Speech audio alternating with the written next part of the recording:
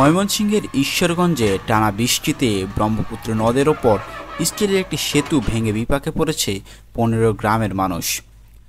অতিবৃষ্টিতে শস্য ভাণ্ডার ক্ষেত উচাখিলা ইউনিয়নের অনেক ফসলি জমি বিলীন হয়ে যাচ্ছে ব্রহ্মপুত্র গর্ভে।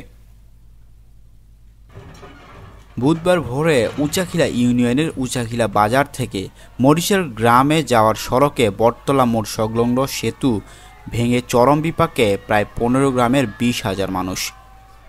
দক্ষিণ চর আলগী সরকারি প্রাথমিক বিদ্যালয়ের সামনে খালের পানিতে ভেঙে পড়ে আছে স্টিলের সেতুটি। স্থানীয় সূত্র জানায়, মঙ্গলবার আনুমানিক ভোর ৫টার দিকে প্রবল স্রোতে সেতুর নিচ থেকে মাটি সরে ভেঙে পড়ে যায়। সেতু ভেঙে সড়কের দুই পাশের যোগাযোগ বিচ্ছিন্ন হয়ে গেছে। এতে উচাখিলা, উজানচর, মরিচারচর, চর আলগী, টানপাড়া, টান মালামরি, মাইসপাড়া ও হাঁসের আলগী সহ ১৫ গ্রামের মানুষ যোগাযোগ বিচ্ছিন্ন হয়ে পড়েছে।